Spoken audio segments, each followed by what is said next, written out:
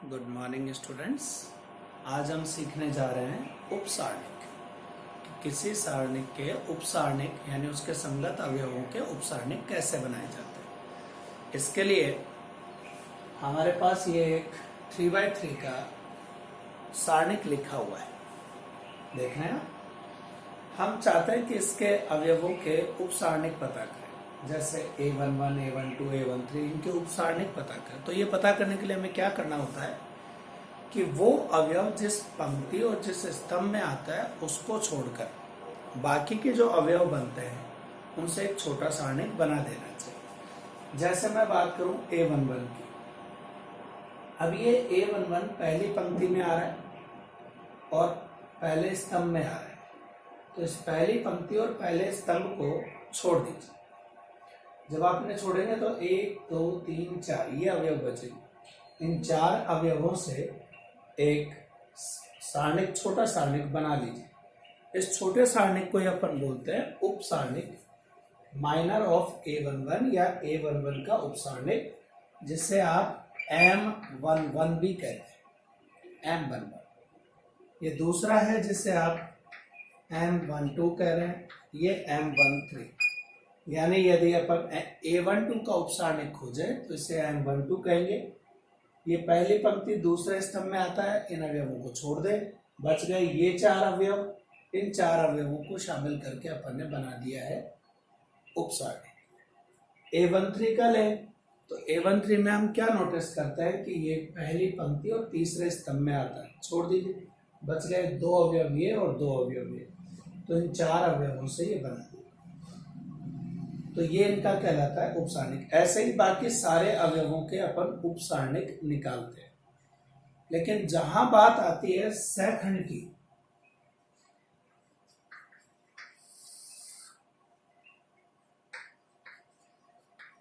सहखंड यानी कोफैक्टर्स,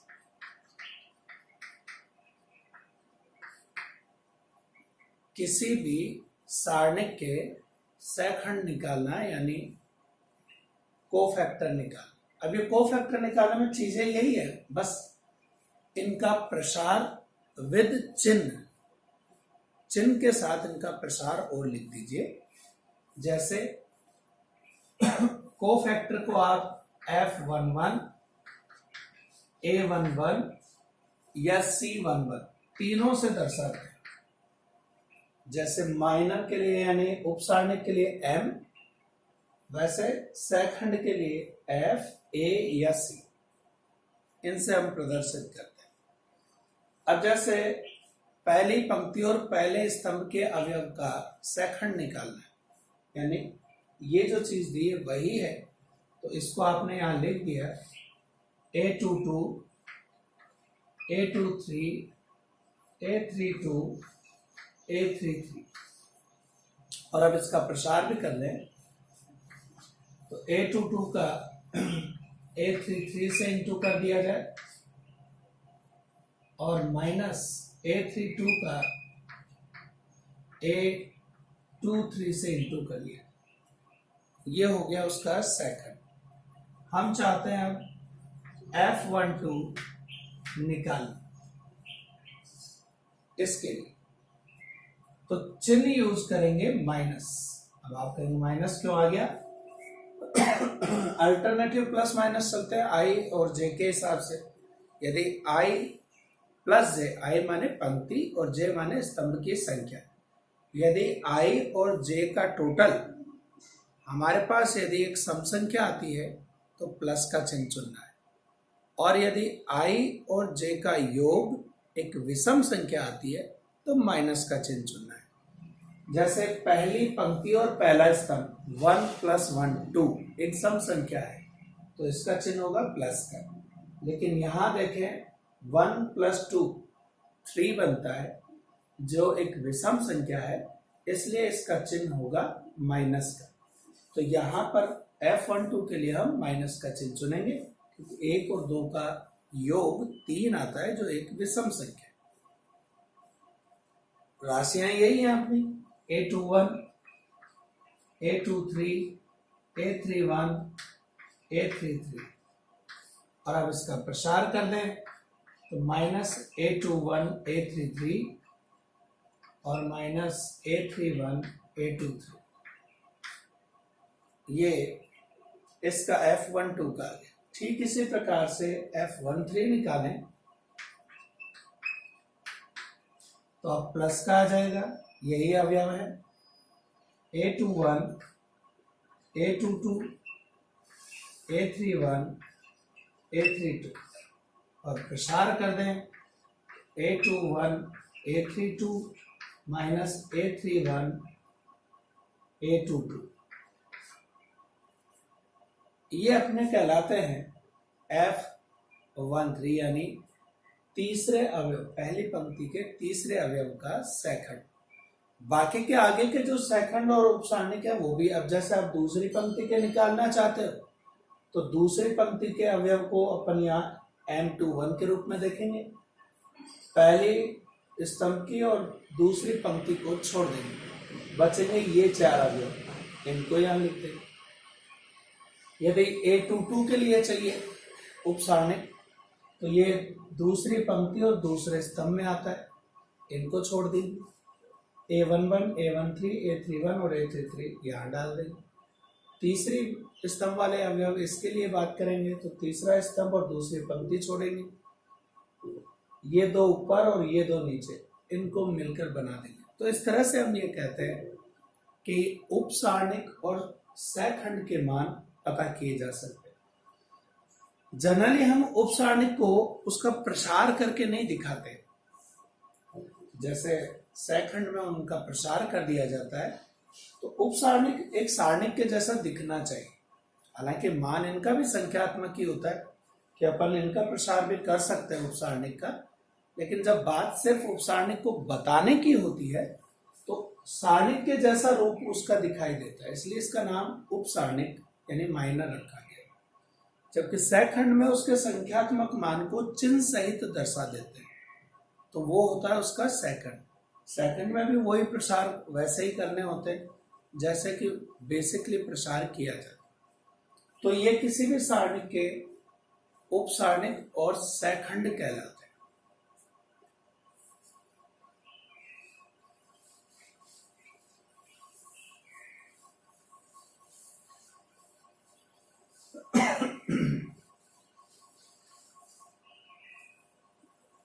अब अपन बात करते हैं इसके गुणनफल की, कि 2 सारणिकों का गुणा किया जाए तो हमें किन नियमों का पालन करना होता है। जैसे हम मैट्रिक्स में गुणा करते हैं ठीक वैसे ही सारणिकों का भी गुणा चलता है, यानी आप पंक्ति से स्तंभ का गुणा कर सकते हैं या फिर पंक्ति से पंक्ति का गुणा कर सकते हैं। दोनों रूल फॉलो होते हैं। जैसे आपके पास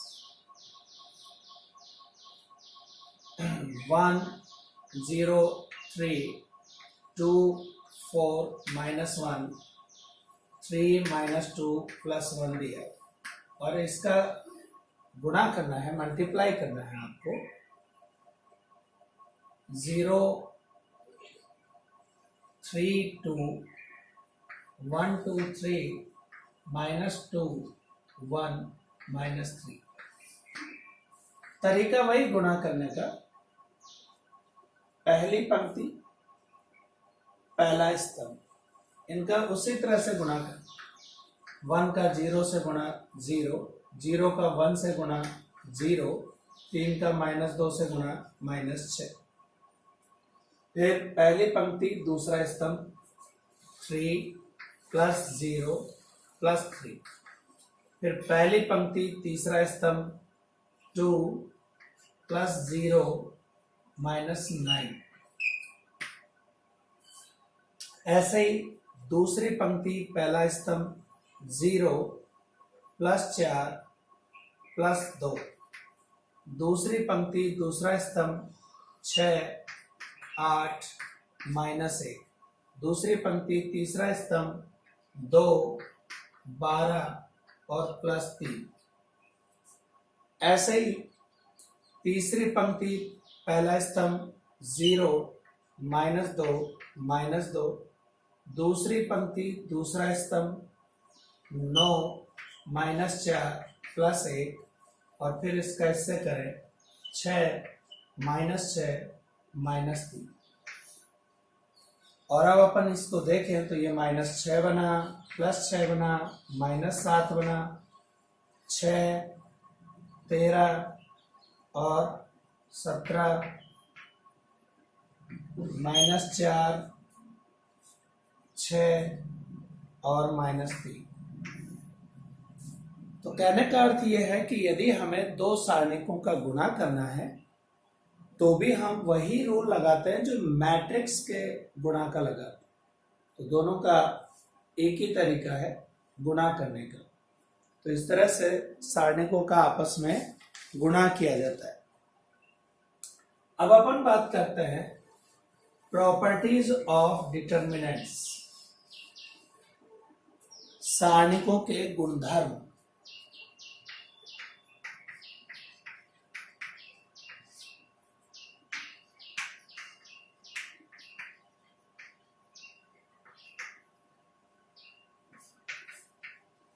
Properties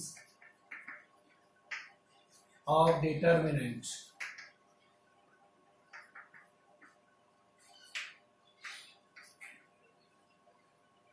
तो सारणिकों के गुणधर्म निकालने के लिए पहला प्रॉपर्टी 1, यदि किसी भी सारणिक का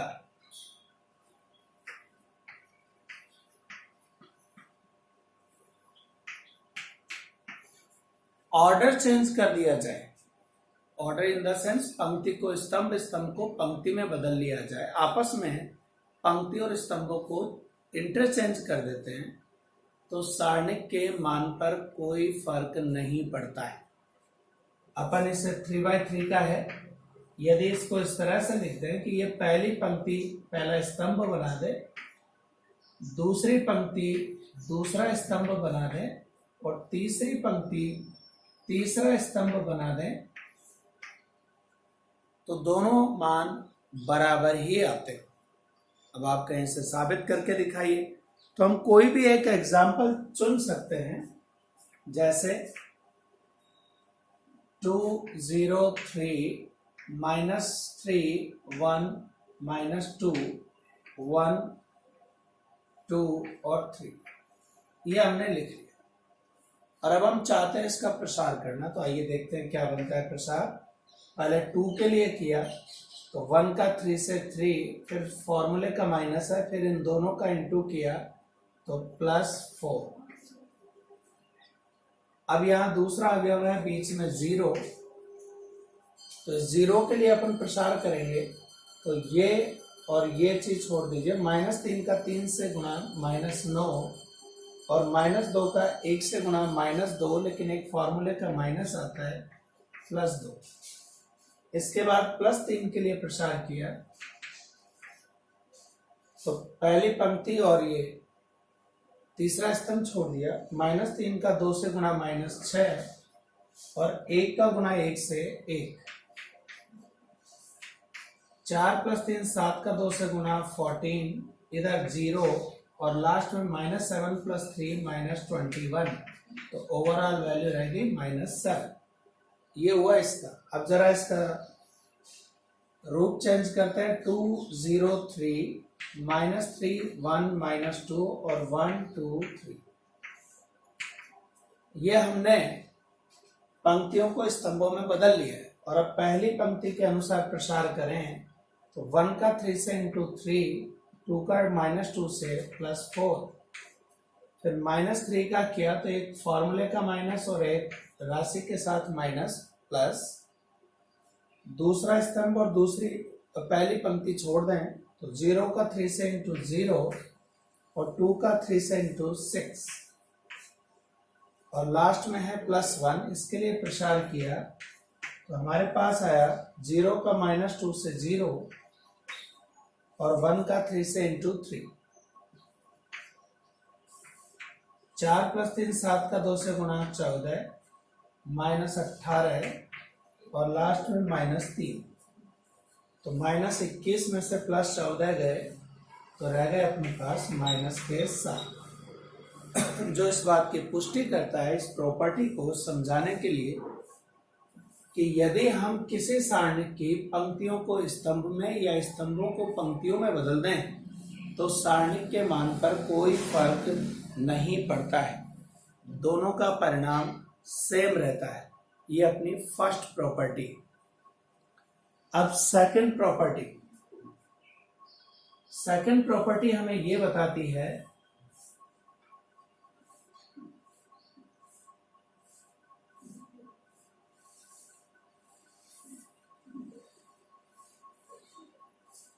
वो हमें ये कहती है सेकंड प्रॉपर्टी कि यदि किसी सारणी की दो पंक्ति या दो स्तंभों को आपस में परिवर्तित कर दिया जाए तो सिर्फ उनका सारणी का जो मान है उसके चिन्ह में अंतर आता है, ना कि उस सारणी का मान ही बदल जाता है। यानी संख्यात्मक मान एक समान रहता है, केवल चिन्ह का अंतर आ जाएगा। प्लस का है तो माइनस और माइनस का है तो प्लस। आइए देखते हैं कैसे। यहां प्रॉपर्टी ये बता रहा है, मैं इन दो को आपस में इंटरचेंज कर रहा हूं, डी ई एफ और ए बी सी और जी एच आई। मैंने पहली दो पंक्तियों को आपस में इंटरचेंज किया है, फर्स्ट की जगह सेकंड और सेकंड की जगह फर्स्ट लिख दिया, तो माइनस का साइन का अंतर आ। देखते हैं, जैसे ये वाला ही था तो इसका प्रसार आ रहा है -7। अब अपन इनकी दो पंक्तियों को आपस में इंटरचेंज कर रहे हैं, -3 1 -2। ये जो सेकंड थे उसको फर्स्ट बना दी और 2 0 3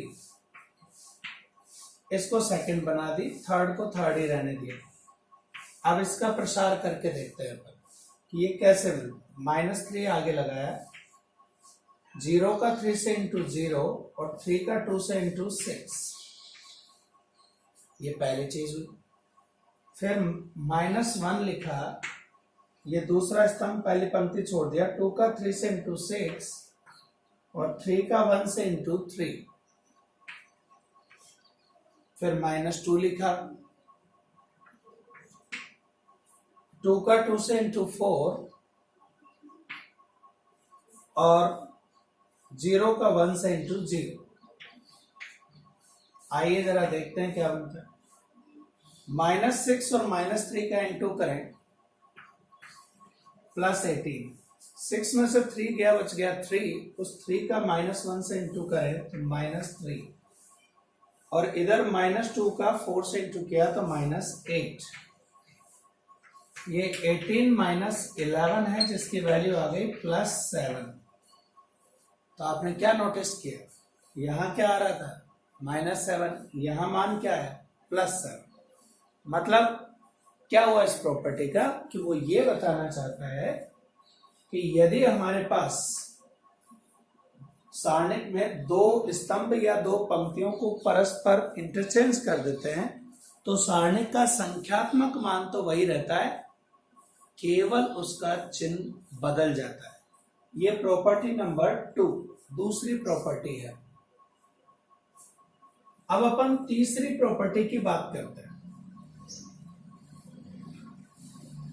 तीसरी प्रॉपर्टी हमें क्या बताती है,